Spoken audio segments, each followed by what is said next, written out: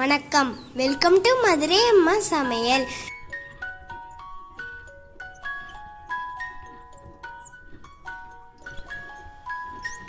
நலமுடன் வளமுடன் வாழ்க. இன்னைக்கு நம்ம பார்க்க போகிறது பனங்கிழங்கை பற்றி. கார்த்திகை மார்கழி தை மாசியில் பனங்கிழங்கு கிடைக்கும். இந்த பனங்கிழங்குல அவ்வளோ நன்மைகள் கொட்டி கிடக்கு. நம்ம வீட்டு குழந்தைகளுக்கெல்லாம் பனங்கிழங்கு கொடுத்து நல்ல ஒரு சத்தான ஆகாரத்தை கொடுத்து குழந்தைகளை நல்லபடியாக வளர்க்கலாம்.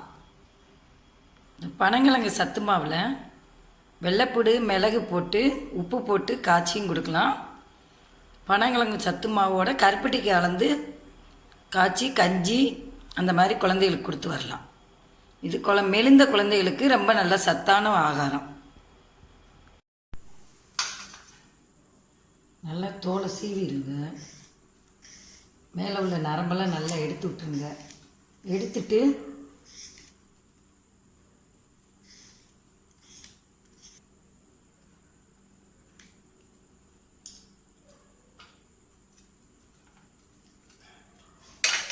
நடுவில் ஒரு நரம்பு இருக்கும், அந்த நரம்பையும் எடுத்து வேஸ்ட் பண்ணிடணும்.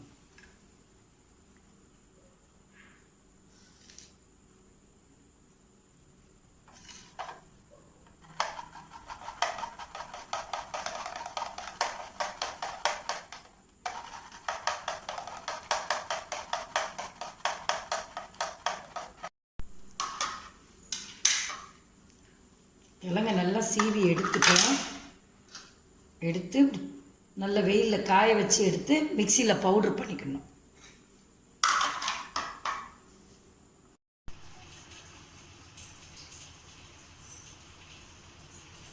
பனங்கிழங்கு காய வச்சதை நல்லா மிக்சியில் போட்டு அரைச்சி வச்சு பவுட்ரு பண்ணியிருக்கோம்.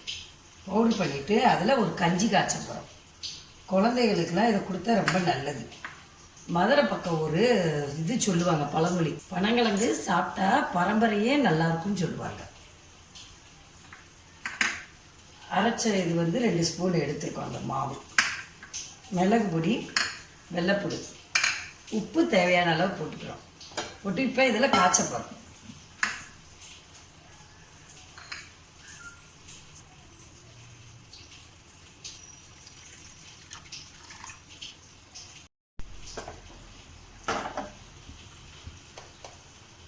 தேவையான அளவு உப்பு போட்டுக்கிறோம். இந்த வெள்ளைப்பூடை சீவி விட்டுருங்க. நல்லா நைஸாக இப்படி துருவி போட்டுருங்க. அது வேகமாக வெந்துடும்.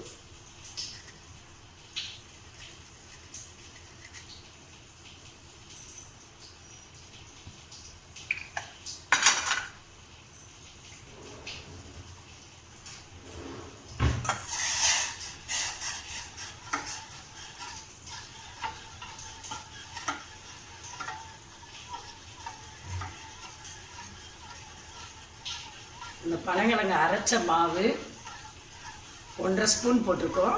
கொஞ்சம் உப்பு போட்டிருக்கோம். 2 வெள்ளைப்பூடு துருவி விட்டுருக்கோம். 1 டம்ளர் தண்ணி ஊற்றி கஞ்சி காய்ச்சிரும். கஞ்சி ரெடி ஆயிடுச்சு. நமக்கு 10 நிமிஷம் காய்ச்சினா போதும். கஞ்சி ரெடி ஆயிடுச்சு. மிளகு பொடி தேவையான அளவு போட்டுக்கோங்க.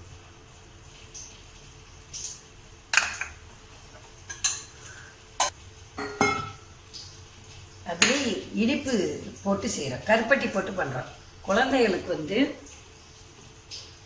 கருப்பட்டி ஜீரண சக்திக்கு ரொம்ப நல்லது. குழந்தைகளுக்கெல்லாம் எப்படி பனங்கிழங்கு கொடுக்குறது நம்ம யோசிச்சுக்கிட்டு இருப்போம்ல, அதுக்கு தான் இந்த பனங்கிழங்கை வேக வச்சு நல்லா சீவி வெயிலில் காய வச்சு மிக்சியில் போட்டு பவுட்ரு பண்ணி எடுத்துருக்கோம். இப்போ குழந்தைகளுக்கான சத்தான ஒரு இனிப்பு கஞ்சி தயார் பண்ண போகிறோம். 1.5 ஸ்பூன் அளவு எடுத்துக்கிறோம்.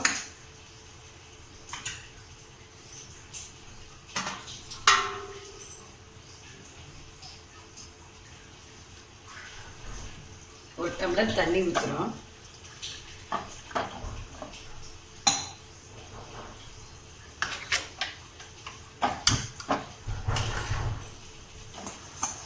கருப்பட்டி பாவை தனியாக காய்ச்சி வடிகட்டி ஊற்றிக்கணும்.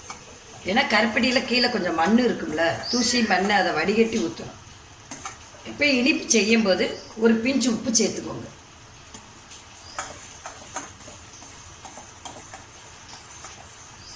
இனிப்பான பலகாரம் எது பண்ணாலுமே அது கூட ஒரு பிஞ்சு உப்பு சேர்த்தோம்னா அந்த இனிப்பு சுவை வந்து நமக்கு நல்லா தெரியும்.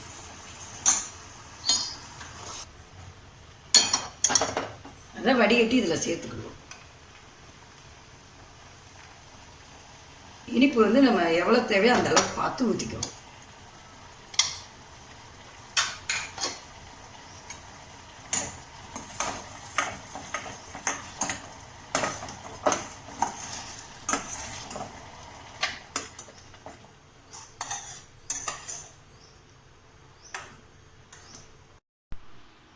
இப்போ கஞ்சி ரெடி ஆயிடுச்சு நமக்கு.